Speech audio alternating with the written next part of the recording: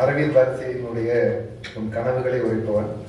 இது அவருடைய இரண்டாவது மொழிபெயர்ப்பு நூல். முதல் மொழிபெயர்ப்பு நூல், அதுவும் பல எழுத்தாளர்களுடைய கதைகளுடைய தொகுப்பு. அது அவருடைய முதலாக ஒரு மொழிபெயர்ப்பு ஆனதனுடைய ஒரு அடையாளமாக வந்தது. நாஞ்சில் நாதன் ஐயாவுடைய முன்னோடியோடு வந்தது. இந்த இதழுக்கு இவரே இந்த நூலுக்கு அவரே முன்னுரை எழுதியிருக்கிறார். என்னையும் ஒரு மொழிபெயர்ப்பாளராக இந்த சமூகம் ஏற்றுக்கொண்டது. நானும் ஒரு இலக்கியவாதி ஆகிவிட்டேன் என்று அவர் எழுதியதை படிக்கும்போது எனக்கும் அப்படிதான் தோன்றியது. நானும் ஒரு இலக்கியவாதி ஆகிவிட்டேன் என்றுதான் தோன்றியது.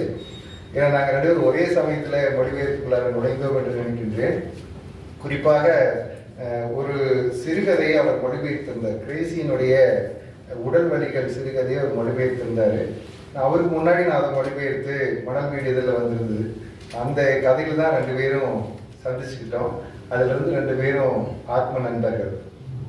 நான் ரெண்டு பேர்த்தோட மொழிபெயர்ப்பு எடுத்து வச்சு ரெண்டையும் ஒப்பிட்டு பார்த்துட்டு என்னை விட நீங்கள் நல்லா பண்ணியிருக்கிறீங்கன்னு சொன்ன உண்மையிலேயே நன்றாக செய்திருந்தார். ஏன்னா அவருக்கு இருக்கிற சிறப்பு என்னென்னு கேட்டாக்க, அவருக்கு 2 மொழியிலும் புலமை உண்டு. மலையாள மொழியிலும் ஆழ்ந்த புலமை உண்டு, தமிழ் மொழியிலும் புலமை உண்டு. தமிழில் சிறுகதை ரொம்ப அழகாக எழுதுறார். மொழிபெயர்ப்போடு நிற்காம சிறுகதைக்குள்ளார இன்னும் நேரடியான இலக்கிய படைப்பாளியாக அவர் செல்வதற்கான அடையாளங்களை நாம் ஆவணாளி இதழ்கள் அவருடைய எழுத்தை கொண்டு நாம் பார்த்திருக்க முடியும். இந்த நூலில் இருக்கக்கூடிய கதைகளை சொல்வதற்கு முன்பு அவருடைய மொழிபெயர்ப்பு திறனை சொல்லிவிட்டு இந்த சில கதைகளை மட்டும் கோடிட்டு காட்ட விரும்புகின்றேன். குறிப்பாக மொழிபெயர்ப்பு என்பது ஒரு இரண்டாம் உயிர் என்றுதான் சொல்ல வேண்டும். அது இரண்டாம் உயிராக இருக்கிறதா அல்லது சடமாக இருக்கிறதா என்பது அந்த மொழிபெயர்ப்பாளனுடைய மொழிபெயர்ப்பு திறனை பொறுத்துத்தான் அமைகின்றது. சில மொழிபெயர்ப்புகள் எடுத்தால் 10 பக்கங்களை தாண்டாததோடு நாம் வைத்து விடுவோம். அப்படியான மொழிபெயர்ப்புகள் நிறைய வந்து கொண்டிருக்கக்கூடிய ஒரு காலகட்டத்தில் நாம் இருக்கின்றோம். குறிப்பாக எப்படி இலக்கிய புலத்தில் திறனாய்வு என்பது ஒரு வேண்டாத ஒரு விஷயமாக பார்க்கப்படுகிறதோ, அதே போலதான் மொழிபெயர்ப்பு புலத்திலையும் மொழிபெயர்ப்பு குறித்த திறனாய்வுகள் ஆளே இல்லை, அந்த இடத்தில் இருக்கின்றது. 2 தளங்கள்லையுமே திறனாய்வு என்பது ஒரு அவசியமான ஒன்று என்று நான் கருதுகின்றேன். இவருடைய மொழிபெயர்ப்பை குறித்து சொல்ல வேண்டும் என்றால், குறிப்பாக மூல நூலில் இருக்கக்கூடிய அந்த மர்ம முடிச்சுக்கள் அது மொழிபெயர்ப்புலையும் வரணும். அதே போல அந்த 2ஆம் நிலை அர்த்தங்கள் வாசகர் அங்கு எழுதுகிறதுக்கு இடம் இருக்கணும். ஒரு மொழிபெயர்ப்பாளர் மூல நூலில் எப்படி மூல நூலை வாசிக்கும் பொழுது தனக்குள் எப்படி ஒரு அதில் பங்கேற்று அந்த இலக்கியத்துக்குள் பங்கேற்று அவரும் எழுதும் பொழுதுதான் அது முழுமையான பிரதி ஆகின்றது. அது வரைக்கும் ஒரு அரை பிரதி தான். முழு பிரதியாவது வாசிக்கும் பொழுதுதான் முழு பிரதி ஆகிறது. அப்படியான ஒரு உணர்வை தரக்கூடிய ஒன்றுதான் மொழிபெயர்ப்பாக இருக்க முடியும். அதுக்கு மேல அது மேல எதையும் நம்ம ஆராய்ச்சியில பண்ண வேண்டியதுன்னு நினைக்கிறேன். அதாவது நம்ம மூல மொழி தெரிந்து அதை போய் படித்து அதோட ஒப்பிட்டு பார்த்து இது சரியாக இருக்கிறதா இல்லையா என்று பார்ப்பதற்கு எல்லோருக்கும் முடியாது. நம்ம அதுக்குள்ளார இருப்பதற்கு, அதுக்குள்ளார வாழ்வதற்கு, அந்த இலக்கியத்தோடு நாம் வாழ்வதற்கு அங்கே இடம் இருக்கிறது என்றால் அது ஒரு நல்ல மொழிபெயர்ப்பு என்று கருதி கொள்ளலாம். அப்படியான ஒரு மொழிபெயர்ப்பாளராக அரவிந்த் வடசேரி இருக்கிறார் என்று நான் மகிழ்வோடு சொல்லிக் கொள்கிறேன். அவருடைய எல்லா சிறுகதைகளிலுமே அந்த மூலத்தினுடைய நுட்பத்தை நாம் ரொம்ப ஆழமாக பார்க்கலாம். கேஆர் மீராவுடைய ஒரு சிறுகதை மொழிபெயர்த்து தொடங்கி நான் படித்தேன். உண்மையிலேயே 2ஐயும் ஒப்பிட்டு கூட பார்த்தேன். எங்கிட்ட அந்த சிறுகதை இருந்ததுனால 2ஐயும் ஒப்பிட்டு பார்த்தேன். ரொம்ப நல்லா பண்ணியிருந்தாரு. அவருடைய அந்த மொழிபெயர்ப்பு திறன் கூடிக்கொண்டே வருகிறது. குறிப்பாக ஒரு விஷயம் சொல்ல வேண்டும் என்றால், பொதுவாகவே பெண்களை இலக்கியத்தில் அவள் என்று குறிப்பிடுவார்கள். அது என்னுடைய அம்மா என்றாலும் அவள் என்றுதான் எழுதுவார்கள், என்னுடைய பாட்டி என்றாலும் அவள் என்றுதான் எழுதுவார்கள். யாரா இருந்தாலும் பெண்ணை அவள் என்று எழுதிவிடுவார்கள். ஆனால் அவருடைய மொழிபெயர்ப்புல அப்படி இல்லை. அவர் என்ற சொல்லை பயன்படுத்துகின்றார். உண்மையிலே மகிழ்வாக இருக்கிறது. நிறைய இப்போ பயன்படுத்த தொடங்கி இருக்கிறாங்க. பெண்களையும் அவர் என்று அழைக்கின்ற, அதாவது ஆணுக்கு சமமாக அழைக்கின்ற ஒரு மனப்பக்குவம் என்பது இலக்கிய புலத்தில் மலையாளத்தில் அவள் அப்படின்னு ரொம்ப கொச்சத்தரமா இருக்கும். அதனால தான் அவருடைய இன்ஃப்ளூயன்ஸ் அது. அதனால தான் அவர் அப்படின்னு தமிழ் அப்படி இல்லை, தமிழ்ல யாரை வேணாலும் அவள் தான் எழுதுவாங்க. அவள் மரியாதைக்குரிய சொல்லுங்க தமிழ்ல. அவள் அது மரியாதைக்குரிய சொல்லுதான். இன்னைக்கு ஃபெமினிசம் பேசுற காலத்துல அப்படியே ஆண்களை எல்லாத்தையும் அவன்னு சொல்றது இல்லை. அதே கதையில அதுக்குள்ளார வர ஆண்களையும் அவன் சொல்லிட்டு போலாம் இல்லையே. அங்கே ஆணை அவர் என்றும் பெண்ணை அவள் என்றும் ஏன் சொல்ல வேண்டும் என்கின்ற ஒரு கேள்வி பெண்கள் எழுப்புவார்கள், நான் எழுப்புகிறேன். ஏன்னா பாலின சமத்துவம் என்பது இலக்கியத்திலிருந்து தான் வர வேண்டும் என்று நினைக்கிறேன். ஏனென்றால் முன்பு பேசியவர் சொன்னார், இது உங்களுடைய மனதில் ஒரு பாதிப்பை ஏற்படுத்தாத ஒரு இலக்கியம் கிடையாது. சுதேசபுத்திரனுடைய எழுத்து அப்படியானது. இதுவரை இருக்கக்கூடிய பொது புத்திக்குள்ளார இல்லாத ஒரு பார்வையை நமக்குள்ளார தரும்னு சொன்னாக்க இந்த பார்வையும் தரணும் உள்ள ஒரு இலக்கியம். அந்த அடிப்படையில அரவிந்த் வரசேரி பாராட்டக்கூடியவர். இந்த கதைகள் 9 கதைகள், அதுல 5 கதைகள் பெண்கள் எழுதியது, 4 கதைகள் ஆண்கள் எழுதியது. இன்னொன்னு சொல்லிட்டு இதுக்குள்ள போகணும். என்ன அப்படின்னாக்க இவர் 2 தொகுப்பு வந்திருக்குது. 2மே வேறு வேறு எழுத்தாளர்களுடைய மொழிபெயர்ப்பு ஆவணாடியில் வெளியிடப்பட்டு இங்கே சேர்ந்திருக்கிறது. அவர் தனி தொகுப்பை மொழிபெயர்க்க வேண்டும், அது தனி சிறுகதை தொகுப்பையோ நாவலையோ மொழிபெயர்க்க வேண்டும் என்பது என்னுடைய விருப்பம். அதை செய்வார் என்று கருதி கொண்டு இதுக்குள்ள போறோம். இந்த 9 கதைகள்ல ரேகாவுடைய ஒரு கதை வில்லு வண்டி ரொம்ப ரொம்ப ரொம்ப அற்புதமான ஒரு கதை. ஏன்னா நான் பேராசிரியராக இருப்பதனால் அதை உணர்ந்தேன். அதுல ஒரு பேராசிரியனுடைய பணி ஓய்வை ஒட்டி பழைய மாணவர்கள் சந்திப்பு நடக்கும்.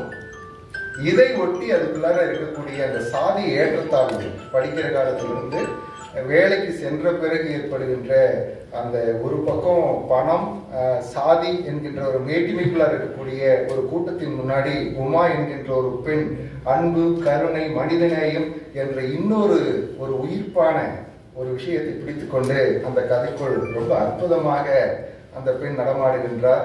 ரேகாவனுடைய அந்த மூல எழுத்துக்கு நிகரான ஒரு மொழிபெயர்ப்பை தந்திருக்கிறார். கண்டிப்பாக வாசிக்க வேண்டிய ஒரு நல்ல கதை.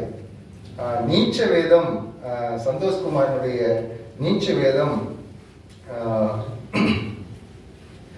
இந்த சமூகம் பழைய மரபுகளை உதறிக்கொண்டிருக்கிறது. அநேகமா நம்ம எல்லாருமே பழைய மரபினுடைய அநேகமா நம்ம தான் கடைசியா இருக்கும்னு நினைக்கிறேன்.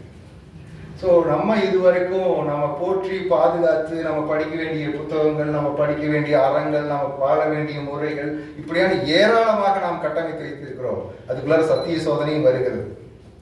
ஸோ இது எல்லாம் படிக்கணுமா, இது எல்லாம் படிச்சா வாழ முடியுமா இந்த உலகத்துல அப்படின்னு ஒரு கேள்வியோட ஒரு ரயில் பயணத்தில் வரக்கூடிய ஒரு சாது சொல்கிறார், இனி படிப்பதற்கு வேறொரு புத்தகம் எழுத வேண்டும்.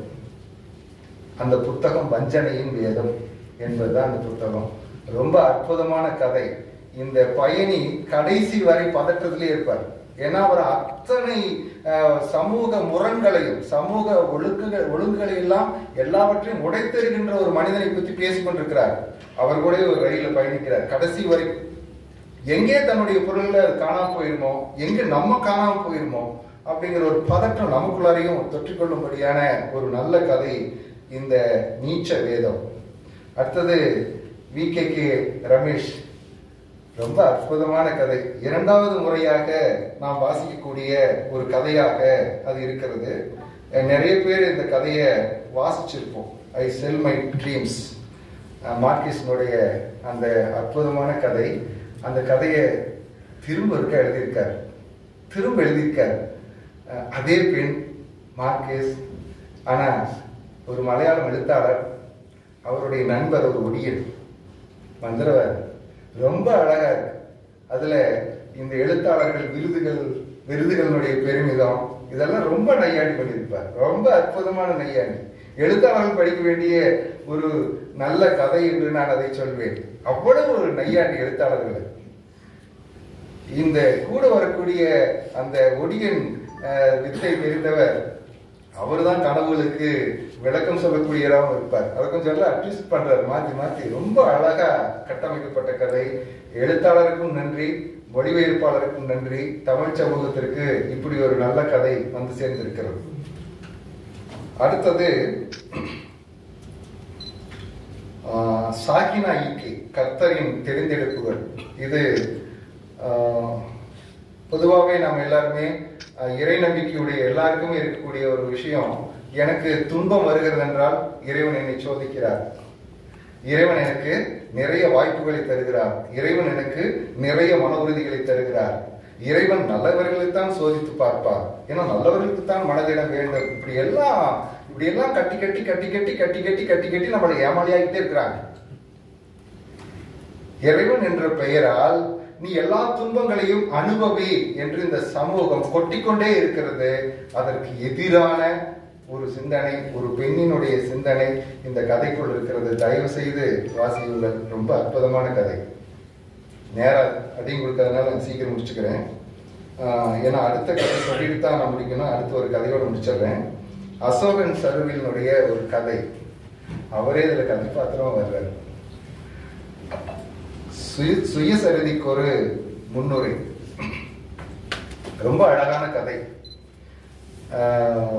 அவரு தன்னுடைய சுயசரிதிக்கு ஒரு முன்னுரை எழுதுறாரு. அவருடைய பள்ளி பருவத்தில் நடந்த ஒரு சம்பவம். குறிப்பாக சுதர்மம் என்று எல்லாரும் கேள்விப்பட்டிருப்போம். தர்மம்ங்கிறது கேள்விப்பட்டிருப்போம். தர்மம் அப்படின்னா இன்னைக்கு இருக்கிற பொருள் மற்றவர்களுக்கு எதையாவது நாம் கொடுப்பது, கொடையாக கொடுப்பது, கைமாறு கருதாமல் கொடுப்பது தர்மம் என்று கேள்விப்பட்டிருப்போம். ஆனால் அதற்கு பின்னால் இருக்கக்கூடிய உண்மையான ஒரு சொல் சுதர்மம். பரதர்மம், சுதர்மம். இந்த சுதர்மம் என்பது கீதையில் சொல்லப்பட்டது. பார்த்தானி உன் சுதர்மத்தை செய் அப்படின்னு கண்ணன் சொல்லுவார். பார்த்தனுடைய சுதர்மம் என்ன? எதிரிகளை கொள்வது. உன்னுடைய வேலை கொலை தொழில், உன்னுடைய குலத்தொழில், உன்னுடைய குலத்தொழில் கொலை தொழில், நீ அதை செய் என்று சொல்லுவார். இங்கே அதுதான் சுதர்மம் தான் இங்க இருக்கிற உரையாடல். இப்போ அந்த வகுப்பில் இருக்கக்கூடிய ஒரு மாணவனை கடைசியில் உட்கார வச்சிருப்பாங்க. இந்த மாணவன் ஒடுக்கப்பட்ட சமூகத்தை சேர்ந்தவன். அதுல அந்த வகுப்பில் இருந்த ஒரு மாணவனுக்கு தான் ஒரு கேள்வி எழும். இவன் மட்டும் ஏன் அவனுக்கு வந்திருக்கிறான், ஏன் இப்படி சாதி மேல் கீழ் என்றெல்லாம் கேள்வி எழும். அப்போ அந்த ஊர்ல பெரிய இலக்கியவாதி எல்லாம் கிடையாது. அசோகன் சருவில் ஒருத்தர் இருக்காரு, அவரும் கூட பெரிய இலக்கியவாதி எல்லாம் கிடையாது எழுதுவார். அப்படியெல்லாம் ஒரு ஒன்றும் பெரிய இலக்கியவாதி எல்லாம் கிடையாது. அங்கே ஒரு வாத்தியார் பேச வருவார். அவரு சுதர்மத்தை பேசுவார். அவரவர் சுதர்மத்தை செய்ய வேண்டும்.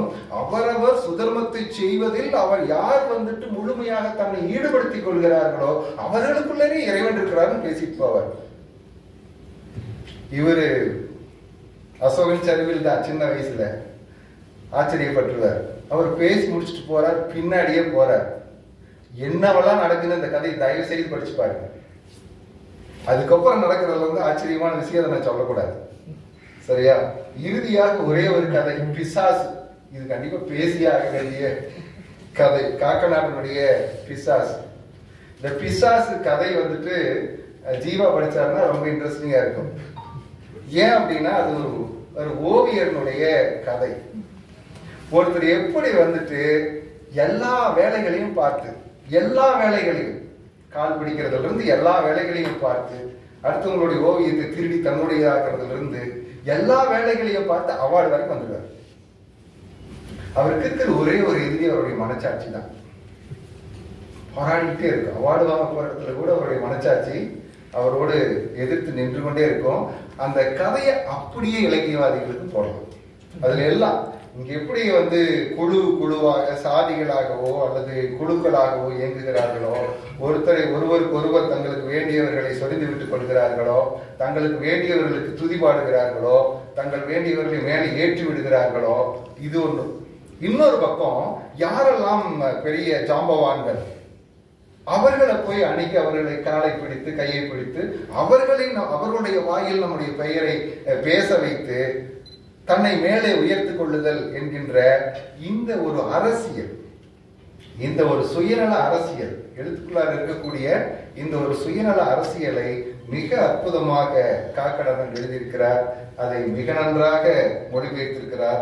இப்படி இந்த தொகுப்பில் உள்ள ஒவ்வொரு கதையும் இந்த சமூகத்தினுடைய பொது புத்தி போக்குகளை, இந்த சமூகத்தினுடைய பிற்போக்குத்தனங்களை, இந்த சமூகத்தினுடைய போதாமைகளை உரையாடக்கூடியதாக இருக்கின்றன. குறிப்பாக சுதேசமித்திரனுக்கும் நாம் நன்றி சொல்லிக்கணும். ஏன் அப்படின்னு கேட்டீங்கன்னாக்க, இந்த கதைகளை தேர்ந்தெடுப்பதற்கான உரிமையை மொழிபெயர்ப்பாளருக்கே கொடுத்திருக்கின்றார். அவரே தேர்ந்தெடுத்திருக்கிறார். ஒவ்வொரு கதையும் ஒரு மொழிபெயர்ப்பதற்கு அவரே தேர்ந்தெடுத்து மொழிபெயர்த்திருக்கிறார். அந்த வகையில் ஆவணாளி ஆசிரியருக்கும் நன்றி. தமிழுக்கு இப்படி ஒரு நல்ல மொழிபெயர்ப்பை கொடுத்த அரவிந்த் வடசேரிக்கும் நன்றி. உங்களுக்கும் நன்றி. வணக்கம்.